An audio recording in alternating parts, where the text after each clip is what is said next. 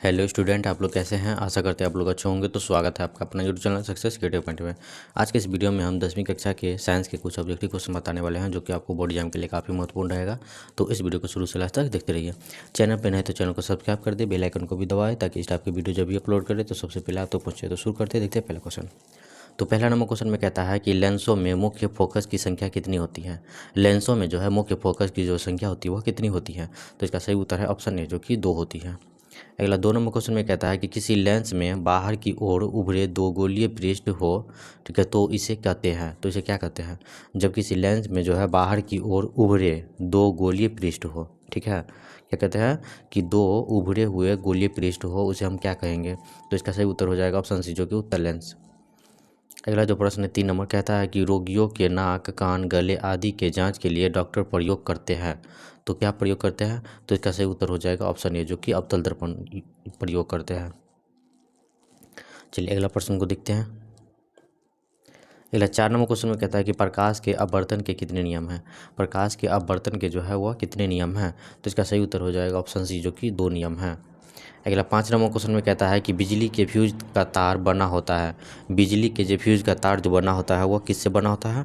तो इसका सही उत्तर हो जाएगा ऑप्शन सी जो कि तांबे और टीन दोनों से बना होता है।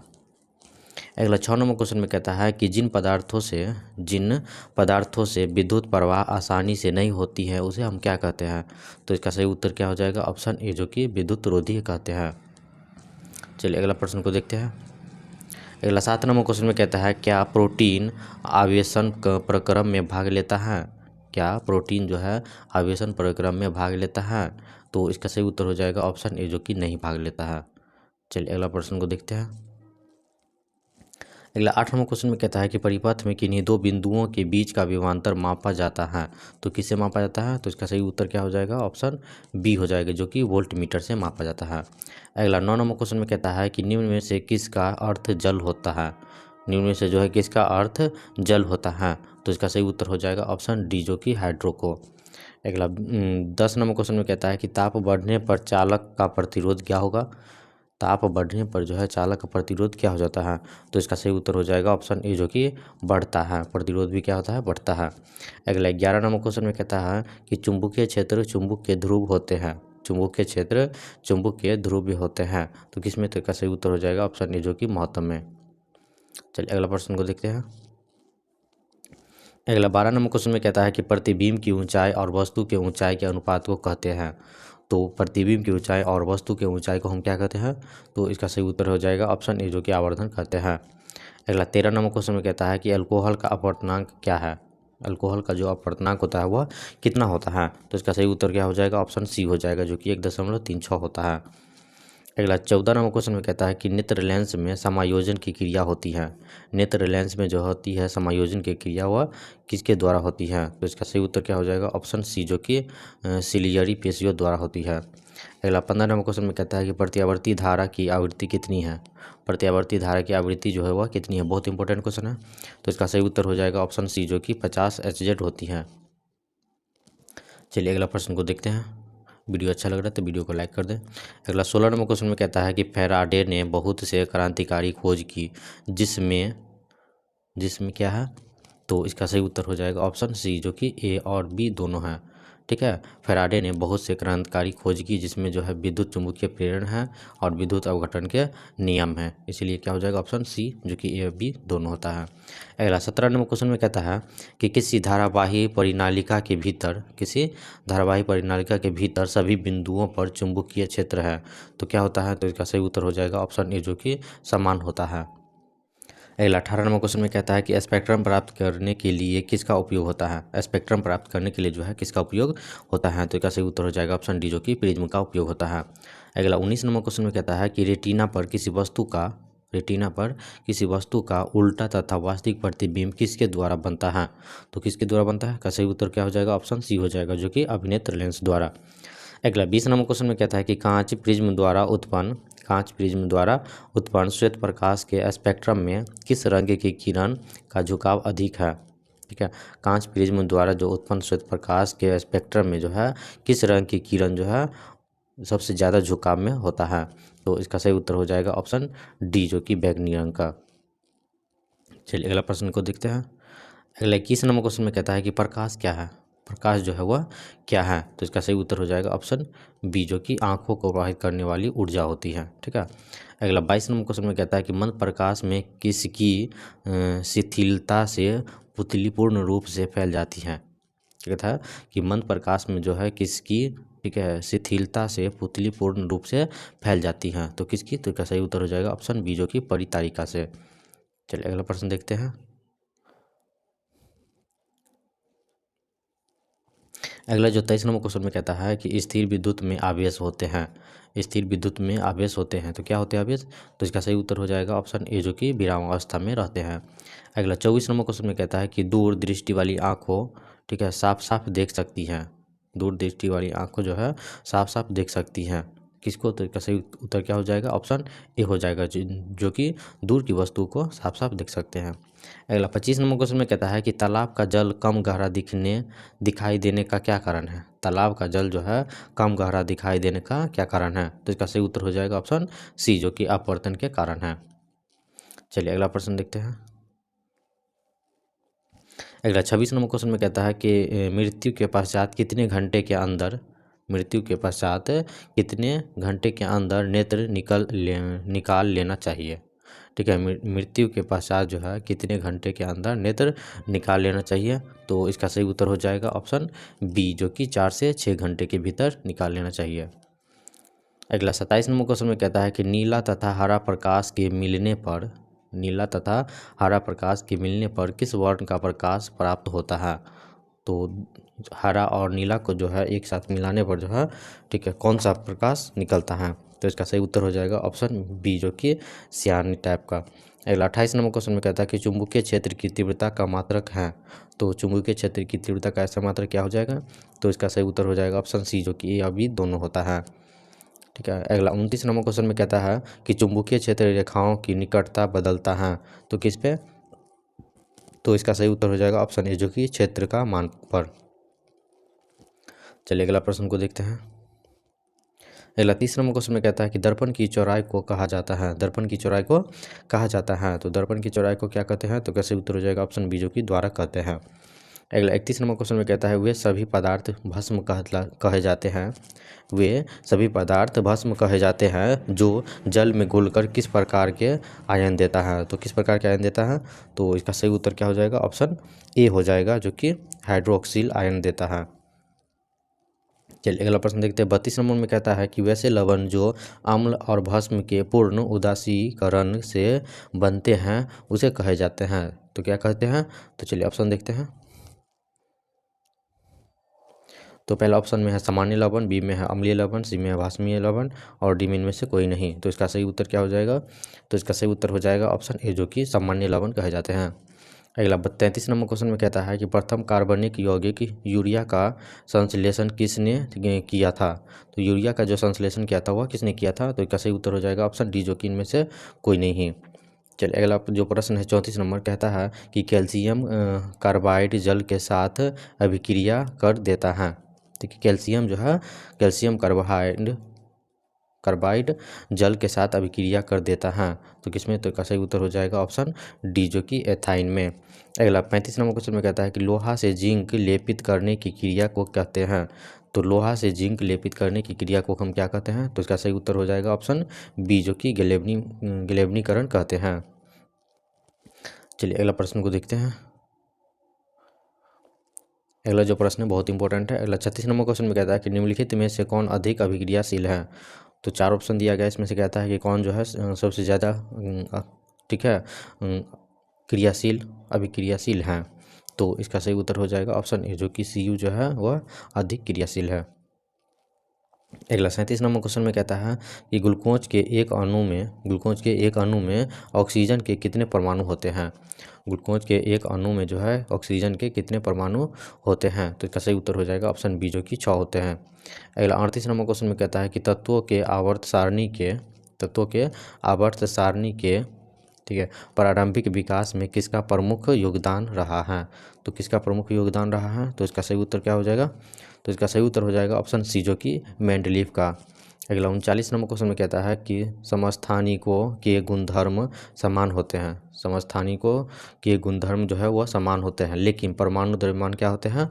तो इसका सही उत्तर हो जाएगा ऑप्शन बी, जो कि भिन्न भिन्न होते हैं। चलिए अगला प्रश्न को देखते हैं। अगला 40 नंबर क्वेश्चन में कहता है कि लेड नाइट्रेट तथा पोटेशियम आयोडाइड के विलयन को मिलाने पर अपेक्षक बनता है। ठीक है, लेड नाइट्रेट तथा पोटेशियम आयोडाइड के विलयन को मिलाने पर जो है अवक्षेप बनता है। इस अवक्षेप का रंग कैसा होता है? तो कैसा होता है? कैसे उत्तर हो जाएगा ऑप्शन ए, जो कि श्वेत होता है। अगला 41 नंबर क्वेश्चन में कहता है कि बाजार में बिकने वाले चिप्स की थैली में, ठीक है, बाजार में जो चिप्स बिकते हैं उसकी थैली में ऑक्सीजन निकाल कर उसमें कौन सी गैस भरी जाती है? तो कौन सी भरी जाती है? का सही उत्तर हो जाएगा ऑप्शन ए, जो कि N2 भरी जाती है। अगला 42 नंबर क्वेश्चन में कहता है कि निम्नलिखित में से किसे चाकू से काटा जा सकता है? तो बहुत इंपॉर्टेंट है, तो इसका सही उत्तर हो जाएगा ऑप्शन ए, जो कि Li को। अगला 43 नंबर क्वेश्चन में कहता है कि सिनेबार किसका अयस्क है? सिनेबार जो है वह किसका अयस्क है? तो इसका सही उत्तर हो जाएगा ऑप्शन सी, जो कि Hg का। बहुत इंपॉर्टेंट है। चलिए अगला प्रश्न को देखते हैं। अगला 44 नंबर क्वेश्चन में कहता है कि रासायनिक अभिक्रिया के दौरान किसी पदार्थ में ऑक्सीजन का ह्रास्य कहलाता है। तो क्या कहलाता है? क्या सही उत्तर हो जाएगा ऑप्शन बी, जो कि अपचयन कहलाता है। अगला 45 नंबर क्वेश्चन में कहता है कि एल्युमिनियम पर, ठीक है, मोटी ऑक्साइड की परत बनाने की प्रक्रिया कहलाती है। तो एल्युमिनियम पर मोटी ऑक्साइड की परत बनाने की प्रक्रिया को क्या कहते हैं? तो इसका सही उत्तर हो जाएगा ऑप्शन बी, जो कि एनोडीकरण कहते हैं। अगला 46 नंबर क्वेश्चन में कहता है कि निम्नलिखित में कौन ऑक्सीकारक है? तो इसका सही उत्तर है ऑप्शन सी, जो कि H2S। अगला 47 नंबर क्वेश्चन में कहता है कि कौन सा कार्बन यौगिक सबसे अधिक अभिक्रियाशील है? तो इसका सही उत्तर हो जाएगा ऑप्शन सी, जो कि C2H4 है। चलिए अगला प्रश्न को देखते हैं। अगला 48 नंबर क्वेश्चन में कहता है कि किसी कोष में इलेक्ट्रॉनों की अधिकतम संख्या होती है।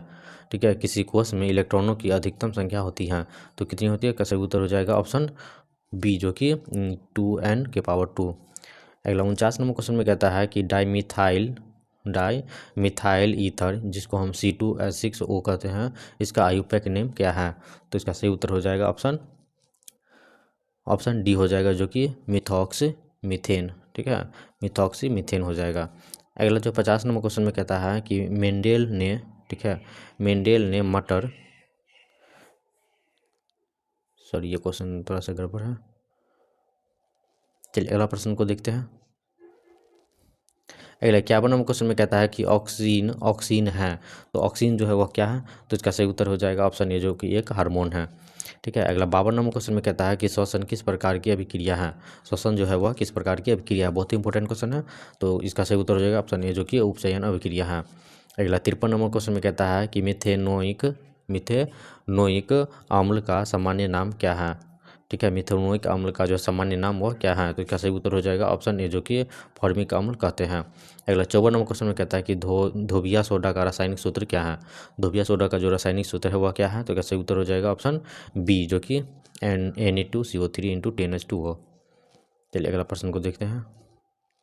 वीडियो अच्छा लग रहा है तो प्लीज़ वीडियो को लाइक कर दे, दोस्तों में शेयर करें। अगला 55 नंबर क्वेश्चन में कहता है कि He परमाणु के बाहरी कक्ष में कितने इलेक्ट्रॉन रहते हैं? He के जो है परमाणु के, ठीक है, बाहरी कक्ष में कितने इलेक्ट्रॉन होते हैं? तो इसका सही उत्तर हो जाएगा ऑप्शन बी, जो कि 2 इलेक्ट्रॉन होते हैं।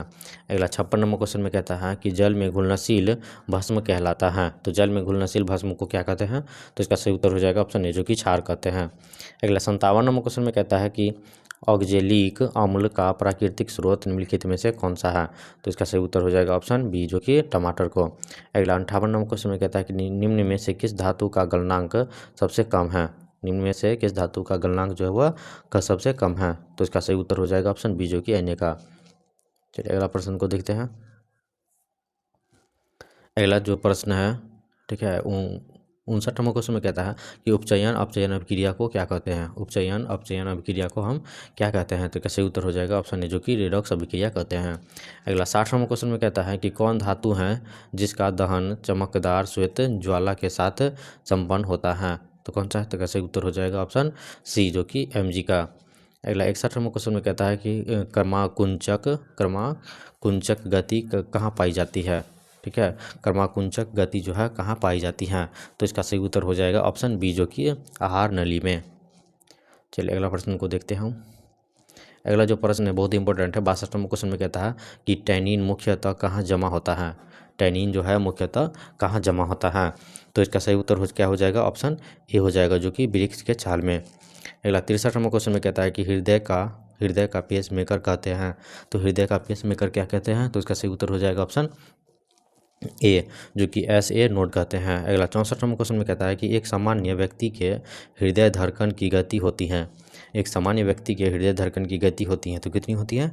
तो इसका सही उत्तर हो जाएगा ऑप्शन सी, जो कि 70 से 80 प्रति मिनट। चलिए अगला प्रश्न को देखते हैं। अगला जो प्रश्न है कहता है 65 नंबर में कि रुधिर चाप नियंत्रित होता है। रुधिर चाप जो है नियंत्रित होता है तो किसके द्वारा। तो इसका सही उत्तर हो जाएगा ऑप्शन सी, जो कि एड्रीनल द्वारा। ठीक है। अगला 66 नंबर क्वेश्चन में कहता है कि कौन सा पादप हार्मोन पतियों के मुरझाने के लिए उत्तरदायी है। कौन सा पादप हार्मोन जो है पतियों के मुरझाने के लिए उत्तरदायी है। तो इसका सही उत्तर हो जाएगा ऑप्शन ए, जो कि ऑक्सीजन। ठीक है, क्या होता है, ऑक्सीजन होता है। अगला 67 नंबर क्वेश्चन में कहता है कि पतियों में गैसों का आदान प्रदान कहाँ होता है। गैसों का आदान प्रदान जो होता है, ठीक है, पतियों में वह कहाँ होता है। तो इसका सही उत्तर हो जाएगा ऑप्शन बी, जो कि रंध्र में। चलिए अगला प्रश्न को देखते हैं हम।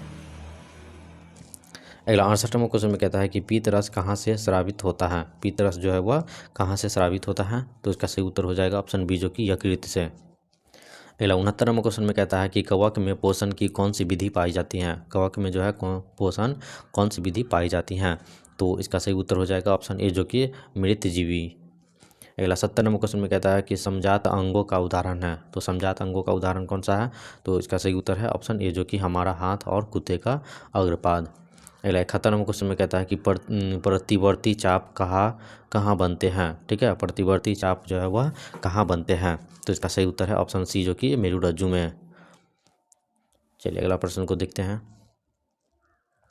अगला 72 नंबर क्वेश्चन में कहता है कि सामान्य अनुशीथिलन रक्त दाब होता है। ठीक है, सामान्य अनुशीथिलन रक्त दाब होता है तो कितना होता है। तो इसका सही उत्तर हो जाएगा ऑप्शन ए, जो कि 80 mm। अगला 73 नंबर क्वेश्चन में कहता है कि निम्न में से कौन एक उभयलिंग जंतु है। तो 4 ऑप्शन दिया गया, इसमें बताना है कि कौन एक उभयलिंग जंतु है। ठीक है, तो इसका सही उत्तर हो जाएगा ऑप्शन ए, जो कि केचुआ जो है वह उभयलिंग जंतु है। याद रखिएगा, बहुत इंपॉर्टेंट क्वेश्चन है। अगला 74 नंबर क्वेश्चन में कहता है कि पुष्पी पौधों में लैंगिक जनन होता है। ठीक है, पुष्पी पौधों में जो लैंगिक जनन होता है वह किसके द्वारा होता है। तो इसका सही उत्तर हो जाएगा ऑप्शन बी, जो कि फूलों द्वारा। अगला 75 नंबर क्वेश्चन में कहता है कि निम्न में से कौन एक लिंगी पुष्प है। तो निम्न में से कौन जो है एक लिंगिक पुष्प है, बहुत इंपॉर्टेंट है। तो इसका सही उत्तर हो जाएगा ऑप्शन सी, जो कि पपीता पुष्प। अगला 76 नंबर क्वेश्चन में कहता है कि निम्न में से कौन, ठीक है, बौन पौधे को दर्शाता है। ठीक है, निम्न में से जो कौन बौने पौधे को दर्शाता है। तो इसका सही उत्तर है ऑप्शन डी, जो कि टीटी। चलिए अगला प्रश्न को देखते हैं। अगला 77 नंबर क्वेश्चन में कहता है कि मेरुरज्जु निकलता है। तो किससे निकलता है मेरुरज्जु। तो इसका सही उत्तर हो जाएगा ऑप्शन डी, जो कि मेंडुला से। अगला 78 नंबर क्वेश्चन में कहता है कि एक कोशिकीय शैवाल में जल का परिवहन किसके द्वारा होता है। एक कोशिकीय शैवाल में जो है जल का परिवहन किसके द्वारा होता है। तो इसका सही उत्तर हो जाएगा ऑप्शन बी, जो कि विसरण द्वारा। अगला 79 नंबर क्वेश्चन में कहता है कि मस्तिष्क उत्तरदायी है। मस्तिष्क जो उत्तरदायी है वह किसका है। तो इसका सही उत्तर हो जाएगा ऑप्शन डी, जो कि इसमें जो जितने हैं सभी के लिए। ठीक है। अगला 80 नंबर क्वेश्चन में कहता है कि ग्लूकोज में कार्बन के कितने अणु होते हैं। ग्लूकोज में जो है कार्बन के कितने अणु होते हैं। तो इसका सही उत्तर हो जाएगा ऑप्शन डी, जो कि 6 होते हैं। वीडियो अच्छा लगे तो वीडियो को लाइक कर दे, चैनल को सब्सक्राइब कर दे और वीडियो को जो है दोस्तों में भी शेयर करें ताकि उनको भी कुछ सहायता मिल सके।